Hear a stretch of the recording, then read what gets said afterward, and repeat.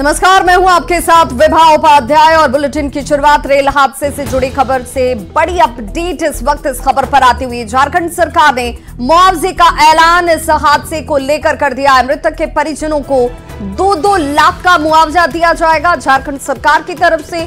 ये बड़ा ऐलान जिसमें 2-2 लाख रुपए मुआवजे के तौर पर मृतक के परिवार वालों को दिए जाएंगे। घायलों को 50-50 हजार की आर्थिक सहायता की जाएगी। रेल मंत्रालय ने भी मुआवजे का ऐलान पहले ही कर दिया है, जिसमें मृतक के परिजनों को 10-10 लाख का मुआवजा दिया जाएगा, जबकि घायलों को 5-5 लाख की आर्थिक मदद पहुंचाई जाएगी। मंत्री जी ने कहा है कि जो मृतक है उनको उनकी आत्मा की शांति की कामना भी उन्होंने की है और उनको सहायता स्वरूप 2 लाख रुपए तत्काल मुख्यमंत्री राहत कोष से दिए जाएंगे और जो गंभीर रूप से घायल लोग हैं उनको 50,000 रुपया की सहायता दी जाएगी।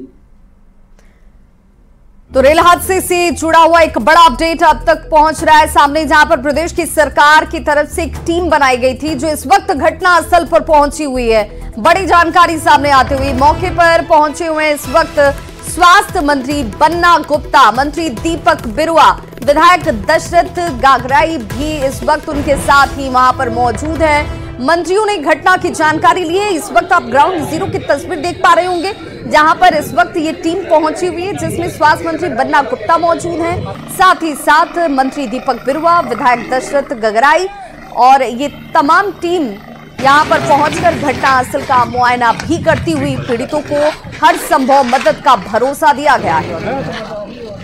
तो फिलहाल इस वक्त ये रेस्क्यू ऑपरेशन भी लगातार चलता हुआ, ताकि यहां से डिरेल हुई इन बोगियों को ट्रैक से हटाया जा सके, एक बार फिर से इस रूट पर यातायात को सामान्य किया जा सके।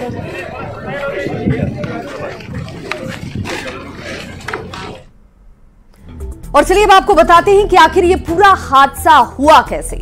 दरअसल झारखंड के चक्रधरपुर और हादसे को लेकर के जो इस वक्त तस्वीरें हैं आप देख सकते हैं। यहाँ पर आपको ये तस्वीर नजर आ रही होगी, जहां पर ये मालगाड़ी जो है बताया जा रहा है कि ये सबसे पहले डिरेल हुई और इसकी बोगियां जो है वो दूसरी तरफ की ट्रैक पर आकर पड़ी हुई थी। वहीं जैसे ही ये ट्रेन इस ट्रैक से गुजरती है उसके बाद इसके 18 कोच आप देख सकते हैं, एक कोच जो इस ट्रैक से दूसरी तरफ खाली मैदान तक जाकर पलटे हुए आपको नजर आ रहे होंगे। लेकिन इस हादसे में 2 यात्रियों की मौत हुई है, जबकि 20 से ज्यादा लोग घायल बताए जा रहे हैं। और हादसा हुआ कैसे उससे लेकर जानकारी सामने आ रही है कि पहले ये मालगाड़ी जो है वो इस ट्रैक पर दौड़ रही थी और अचानक से इसकी बोगियां जो हैं वो डिरेल होकर दूसरी तरफ की अप लाइन पर जाकर गिरती हैं और वहीं पर 120 की रफ्तार से ये पैसेंजर ट्रेन जो है वो दौड़ रही थी और वहीं बोगी से आकर ये टक्कर होती है।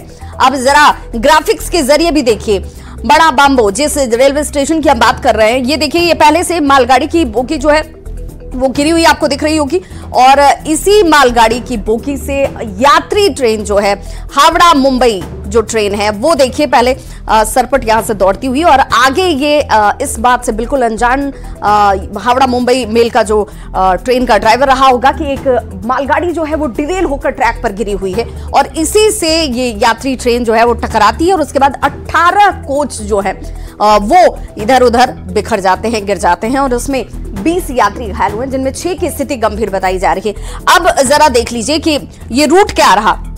चक्रधरपुर जो कि दूरी तय करनी थी जमशेदपुर जो कि 90 किलोमीटर दूर बताया जा रहा था और पोटोबेड़ा यहां से ट्रेन गुजरती है और बड़ा बाम्बो ये वो घटनास्थल का आप देख पा रहे होंगे, जिसे हमने ग्राफिक्स के जरिए आपको इंडिकेट किया है कि यहीं पर वो हादसा होता है और यहां पर ही मालगाड़ी जो है वो अप लाइन पर गिरी हुई थी। डाउन लाइन से जैसे ही यात्री ट्रेन गुजरती है उसके बाद यह हादसा होता है। 2 यात्रियों की जिसमें मौत होती है और बताया जा रहा है कि इसकी सूचना पहले से नहीं थी कि मालगाड़ी डिरेल हुई है। उसकी जो बोगियां हैं वो दूसरी तरफ ट्रैक पर आकर गिरी हुई हैं और यही वजह है कि जैसे ही यहां से हावड़ा से मुंबई जा रही ये ट्रेन गुजरती है बड़ा बाम्बो के पास, वो इससे जाकर टकराती है और टकराने के बाद ये हादसा होता है। हालांकि इस वक्त भी रेस्क्यू ऑपरेशन चलाए जा रहे हैं ताकि बोगियों को जो इस वक्त ट्रैक पर अप और डाउन दोनों ही ट्रैक पर ये जो गाड़ियां गिरी हुई थी, बोगियां गिरी हुई थी, उसे हटाने का काम किया जा रहा है। अब जरा ये देखिए, झारखंड में अब तक जो रेल हादसे हुए हैं उस पर भी नजर डालना जरूरी है। 20 मई 2021 में सिमडेगा में पैसेंजर ट्रेन जो है उसकी इंजन पटरी से ही उतर जाता है। ये 20 मई 2021। अब इसे जानने के पीछे मकसद क्या है वो भी हम आपको बताएंगे, लेकिन फिलहाल कब कब ये रेल हादसे हुए तारीख दर तारीख इस वक्त आप देख सकते हैं। बड़ा हादसा 20 मई 2021 को, जहां पर ज्यादा नुकसान नहीं हुआ। ज्यादा नुकसान कहने का तात्पर्य यह है कि जान माल का नुकसान ना हो, यात्रियों की जान पर वो भारी ना पड़े। 18 सितंबर 2023 को देखिए, ट्रेन स्टेशन पर जैसे ही वहां से बड़ा हादसा होते होते रह गया था, क्योंकि ट्रेन में कई यात्री उस वक्त सवार थे और उसी दौरान यह हादसा होता है। और ऐसे में बताया जा रहा है कि हादसा बड़ा हो सकता था, लेकिन वहां पर भी जान का नुकसान नहीं हो। गम्हरिया स्टेशन के पास 4 लोगों की ट्रेन से कटकर मौत हो जाती है 18 जनवरी 2024 को। वजह बताई गई कोहरे को। कोहरे की वजह से विजिबिलिटी काफी कम थी और तेज रफ्तार ट्रेन जो है वो दौड़ती चली गई और उसने यहां पर जिस हादसे का हम जिक्र कर रहे हैं कि वहां पर यात्रियों की जान गई। कालझारिया के पास ट्रेन की चपेट में 12 लोग आ गए, 2 लोगों की मौत हो जाती है, जो बड़ी जानकारी सामने आई थी उस वक्त। 28 फरवरी 2024 की घटना। आग लगने की अफवाह के बाद अफरा तफरी का माहौल देखा गया, क्योंकि लोगों को यह लगा कि भाई कहीं ट्रेन में ही आग तो नहीं लग गई, और उसके बाद अफरा तफरी देखने को मिली। सिमडेगा में पैसेंजर ट्रेन का इंजन पटरी से उतरा 20 मई 2021, और इस हादसे के बाद से एक बार फिर से सवाल ये उठ रहे हैं कि आखिर बार बार इस तरह के हादसे क्यों। अब जरा देख लीजिए, झारखंड के मुख्यमंत्री हेमंत सोरेन ने इस हादसे के बाद दुख जाहिर किया। क्या कुछ उन्होंने सोशल साइट पर लिखा। आज हावड़ा मुंबई मेल एक्सप्रेस दुर्घटना में सभी मृतकों के परिजनों को झारखंड सरकार जो है उसकी ओर से 2-2 लाख रुपए, उन सभी घायलों को 50-50 हजार रुपए की सहायता जो है वो दी जाएगी। ये झारखंड सरकार की तरफ से इनिशिएशन लिया गया। ये फैसला झारखंड सरकार की तरफ से होता है, जिसमें कहा गया कि भाई जिन लोगों ने अपनी जान गंवाई है, 2 यात्रियों की मौत हुई है। अब ग्राउंड जीरो की तस्वीर भी आप देख रहे होंगे, जहां पर ये ट्रैक से डिरेल होकर बोगी जो है 18 बोगी बताई जा रही है, जो इधर उधर दूसरी तरफ जाकर गिरती है और 2 लोगों की मौत हो जाती है। रेल हादसे से मुख्यमंत्री हेमंत सोरेन ने कहा कि बहुत दुखी हूं, मर्माहत हूं, और पीड़ित परिवार को आर्थिक मदद सरकार की तरफ से की जाएगी, 2-2 लाख रुपए की सहायता राशि प्रदान करते हुए। तो चक्रधरपुर रेल मंडल हादसे पर इस पर सियासत भी अब शुरू हो गई है। झारखंड में सत्ता पक्ष के मंत्री और विधायकों ने केंद्र सरकार के खिलाफ इसे लेकर मोर्चा खोल दिया है और रेल मंत्री से इस्तीफे तक की मांग कर दी गई। कार और पीआर के मंत्री से आप इससे ज्यादा अपेक्षा नहीं कर सकते हैं। आप इंतजार कीजिए, अश्विनी वैष्णव जी का एक नया रील आपके सामने आएगा, जब शायद वो बाइक पर बैठकर अगल बगल दिख रहे होंगे। लेकिन कवच का जोर शोर से प्रचार करने वाले रेल मंत्री कवच के मुद्दे पर एक शब्द नहीं बोलेंगे। रेल हादसा हो रहा है, आराम से रांची में, दिल्ली में बैठ के ऐश मौज कर रहे हैं। उनको भी रिजाइन करना चाहिए, देश के प्रधानमंत्री को और देश के रेल मंत्री को भी। देखिए, जो हादसा हुआ है दुर्भाग्यपूर्ण है। सबसे पहली बात तो मैं जो हादसे में जो घायल हैं, मैं उसके लिए प्रार्थना करता हूं, दुआ करता हूं जल्द से जल्द ठीक हो जाए। दूसरी बात यह है कि मैं रेल मंत्रालय से इस्तीफा नहीं मांग रहा हूं, मैं देश के प्रधानमंत्री से इस्तीफा मांग रहा हूं। और देखिए, सदन में आज बालू किल्लत का मुद्दा जो है वो जोर शोर से उठा और उसकी गूंज जो है वो हर तरफ सुनाई दी। मुख्यमंत्री हेमंत सोरेन ने कहा कि जो टैक्स नहीं देते हैं उन्हें बालू मुफ्त दी जाएगी। बालू के विषय पर जो बातें आई थी और बालू महंगाई की भी बात आई थी, अब वह आवास, प्रधानमंत्री आवास, गरीब गुरबा लोगों को बालू नहीं मिल रहा है या मिल रहा है तो बहुत महंगे दामों में मिल रहा है। इसको ध्यान में रखकर सरकार ये निर्णय लेने जा रही है कि जितने भी नॉन टैक्स पेयर हैं, जो टैक्स नहीं देते हैं, उनके लिए बालू मुफ्त दी जाएगी।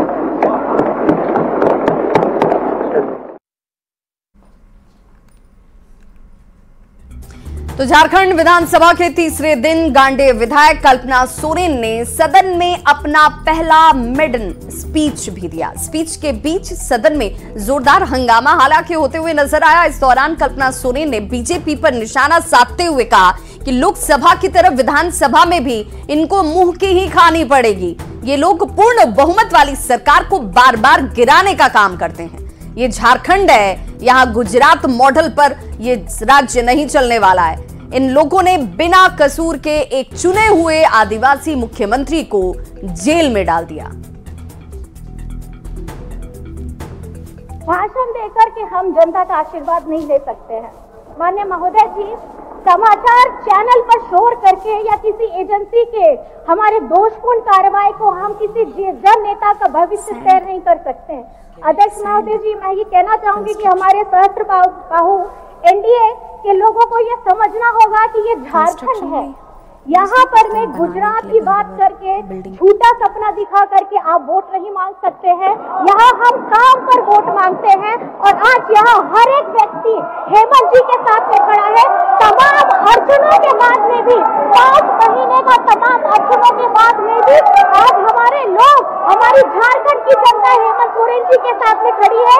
और आज हम अगर वोट मांगेंगे तो अपने काम पे वोट मांगेंगे और ये लोग अगर वोट मांगेंगे अपने झूठी कहानियों पर ये लोग वोट मांगेंगे। आप यहाँ झारखंड के जन उपयोगी योजनाओं के खिलाफ है क्या? हमारी यहाँ की सर्वजन पेंशन की योजना के तहत मिल रही राशि के खिलाफ है या क्या आप झारखंड मुख्यमंत्री मैया सम्मान योजना के खिलाफ है? अगर आप खिलाफ हैं तो आप हमारी महिलाओं के विकास के खिलाफ में हैं। अगर आप इन बातों के खिलाफ में हैं तो हमारे बुजुर्गों, गरीब, दलित, पिछड़ा, अल्पसंख्यक, हमारा गरीब गुरबा, तो आप इनके विकास के खिलाफ में। राज्यपाल सीपी राधाकृष्णन को आज विदाई दी गई और इस दौरान बिरसा मुंडा एयरपोर्ट पर मुख्यमंत्री हेमंत सोरेन अपनी पत्नी गांटे विधायक कल्पना सोरेन के साथ पहुंचे हुए थे। मौके पर उनकी भी मौजूदगी देखी गई। तस्वीरें आपके सामने हैं। उन्होंने राज्यपाल को फूलों का गुलदस्ता भेंट किया और आगे के लिए शुभकामनाएं दी। मौके पर मंत्री बन्ना गुप्ता, सांसद नलिन सोरेन समेत कई अधिकारी मौजूद रहे। बता दें कि कल झारखंड के नए राज्यपाल संतोष गंगवार पद की शपथ लेंगे और आज सीपी राधाकृष्णन झारखंड से विदा होंगे। उन्हें महाराष्ट्र के नए राज्यपाल के रूप में नियुक्त किया गया है। और अब बात रांची के रिम्स की, जहां पर गेट पर जमकर हंगामा देखने को मिला। स्थानीय लोगों के साथ रिम्स के स्टूडेंट्स और डॉक्टर आपस में ही भिड़ गए। मौके पर पहुंची पुलिस ने इस मामले को शांत कराया। रिम्स के छात्रों पर आपसी विवाद में स्थानीय युवकों को जबरन हॉस्टल में ले जाकर मारपीट का आरोप है। आपको बता दें कि स्थानीय लोगों ने रिम्स के छात्रों पर कार्रवाई तक की मांग की है।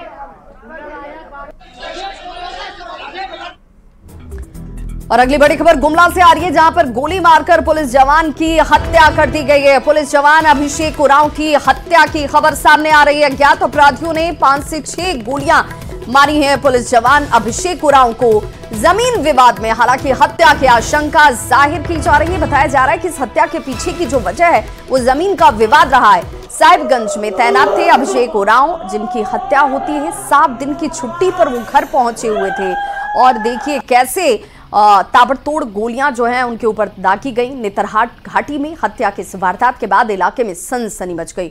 विशनपुर के गुरदरी क्षेत्र में वारदात को अंजाम दिया गया। तो बोला नहीं भैया गोली मारा है का क्या हो गया करके लाया गया था CHC विशनपुर। वहां से फिर डॉक्टर मृतक घोषित कर दिया। उसके बाद फिर गुमला पोस्टमार्टम के लिए भेज दिया गया।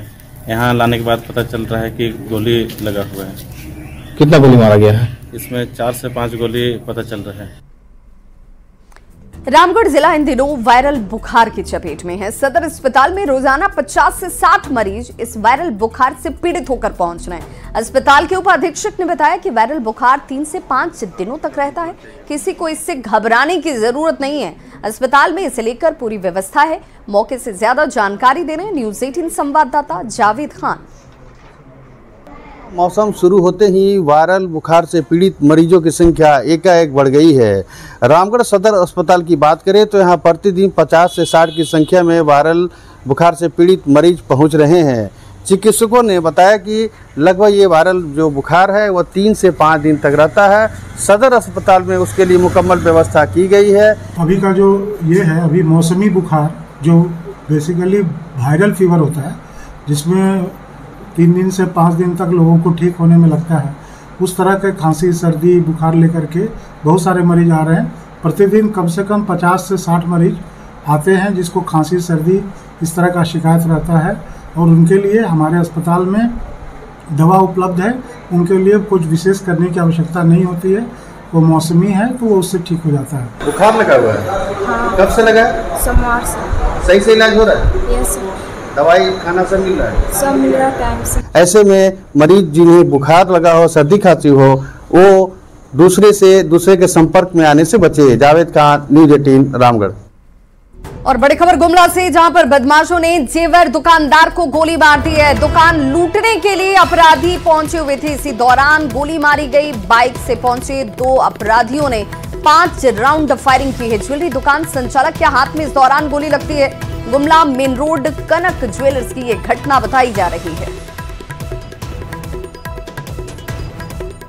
तो गुमला से बड़ी खबर, जहां पर दुकान संचालक को गोली मारी गई। बताया जा रहा है कि कनक ज्वेलर्स इस जगह पर ही मेन रोड पर ही ये कनक ज्वेलर्स, और इसी पर अपराधी पहुंचे थे लूट की नियत से, जिस दौरान गोलीबारी की गई। गढ़वा में हाथियों का आतंक थमने का नाम नहीं ले रहा। धुरखी थाना क्षेत्र में 4 दिनों में हाथी ने अब तक 3 लोगों की जान ले ली है। हादसे के बाद ग्रामीणों ने प्रशासन से मुआवजे की मांग की। मौके पर पहुंचे थाना प्रभारी ने लोगों से हाथी से सावधान और जंगल की तरफ नहीं जाने की अपील की। 11:30 बजे सूचना मिला कि कदवा और लिखनी धोरा गांव में एक व्यक्ति को हाथी कुचल दिया, जिससे उसकी मृत्यु हो गई। उसके बाद हम लोग दल बल के साथ आए, फॉरेस्ट विभाग को भी सूचना दिए। फॉरेस्ट विभाग के साथ आए तो हम लोग देखे कि लिखनी धोरा कदवा में एक व्यक्ति जिसका नाम सुखराज कोरवा है, उसकी मृत्यु हो गई, हाथी द्वारा कुचल दिया गया है। इस पर वन विभाग के द्वारा कुछ मुआवजा वगैरह का आश्वासन दिया गया है। उसके बाद से यहाँ ग्रामीण के द्वारा शव को उठाया दिया गया, सबको पोस्टमार्टम हेतु भेजा जा रहा है। अग्रिम कार्रवाई की जा रही है। बोकारो वन प्रमंडल को छापेमारी के दौरान एक बड़ी कामयाबी हाथ लगी, जिसमें बताया जा रहा है कि ट्रेनिंग ऑफिसर संदीप शिंदे को ऑनलाइन तरीके से खरीद बिक्री की जा रही 120 हाथ जोड़ी बरामद। बताया जा रहा है कि दरअसल इसका इस्तेमाल जो है वो जादू टूना करने के लिए किया जाता है, और मामले में खुलासा हुआ कि इसकी खरीद बिक्री पूजा के दुकान से हो रही थी, और इसी मामले में 2 लोगों को पूछताछ के लिए हिरासत में लिया गया।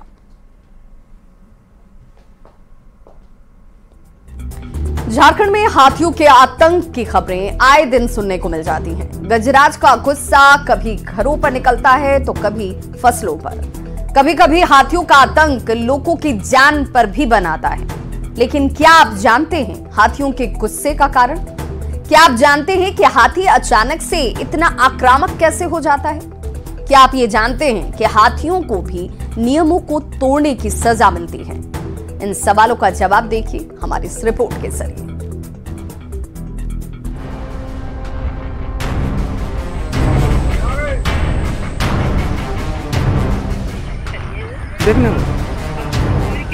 हजारीबाग के दारू, टाटी झरिया और कई प्रखंड में पिछले कुछ दिनों से एक युवा हाथी का उत्पात देखने को मिल रहा है, जिसे अलोन टस्कर हाथी के नाम से भी जाना जाता है। ये अलोन टस्कर हाथी अलग अलग गांव में तबाही मचा रहा है। दरअसल ये बिछड़ा हुआ हाथी नहीं है, बल्कि हाथी के समूह से बहिष्कृत हाथी है, यानी कि इसे हाथियों के झुंड से निकाल दिया गया है। सुनने में ये जितना हैरान करने वाला लगता है, उतना ही सच भी है। जंगली जानवरों पर शोध करने वाले मुरारी सिंह भी बताते हैं कि वयस्क हाथियों को अक्सर नियमों को तोड़ने की वजह से झुंड से निकाल दिया जाता है। दरअसल वो हाथी ग्रुप से बिछड़ा हुआ नहीं है, बल्कि समूह से निकाला हुआ हाथी है। वो छोटे बच्चे बिछड़ सकते हैं, और जबकि वो बड़ा है, और जब भी जिसको हम लोग बिछड़ा हुआ बताते हैं, दरअसल वो नर है, जिसको उस समूह के नियमों को नहीं मानने पर निकाल दिया जाता है। एक शोध के मुताबिक हाथियों का समूह सबसे विकसित समूह होता है। हाथी एक दूसरे को नाम से भी पुकारते हैं। समूह की अगुवाई मादा हाथी करती है, और इसका सेनापति नर हाथी होता है। जब कोई हाथी नियम का पालन नहीं करता है, तो समूह के नेतृत्वकर्ता उसका बहिष्कार कर देते हैं। हाथियों का समूह को आप विकसित समूह कह सकते हैं। अभी जो हालिया रिसर्च आया है, उसमें बताया गया कि हाथी एक दूसरे को नाम से बुलाते हैं। मतलब इससे आप अंदाज लगा सकते हैं कि वो कितना विकसित समूह है। दरअसल हाथी के सिर और कान के बीच में एक ग्रंथि होती है। हाथी के वयस्क होने पर एक तरल पदार्थ का रिसाव उसे ग्रंथि से होता है। इस दौरान हाथी चिड़चिड़ा हो जाता है और वो विद्रोही हो जाता है। विद्रोही होने पर वो नियम का उल्लंघन भी करता है, जिसकी उसे सजा भी दी जाती है। वन विभाग के पदाधिकारी भी बताते हैं कि जो हाथी हजारीबाग में तबाही मचा रहा है, वो बहिष्कृत हाथी है। तो लोगों को माने यही संदेश होगा, यही कहना होगा कि हाथी जब आए तो उसे टीच न करे, उसे चिढ़ाए नहीं और अपने आप को सुरक्षित करें। नियम हर जगह है, चाहे वो जंगल हो या फिर शहर। नियम का उल्लंघन करने पर सजा भी हर जगह दी जाती है। बहरहाल जिस तरह से अलोन टस्कर हाथी गांव में दहशत फैला रहा है, ऐसे में जरूरत है कि लोग सावधानी बरतें। अगर अलोन टस्कर हाथी की बात की जाए तो जानकार बताते हैं कि जिस हाथियों के झुंड में जो हाथी है वो उत्पात मचाता है, या फिर हम कह सकते हैं कि बदमाश प्रवृत्ति का जो हाथी होता है उसे झुंड से निकाल दिया जाता है, वो जो है कई जगहों पर नुकसान पहुंचाना शुरू कर देते हैं। सुशांत सोनी, न्यूज़ 18, हजारीबाग।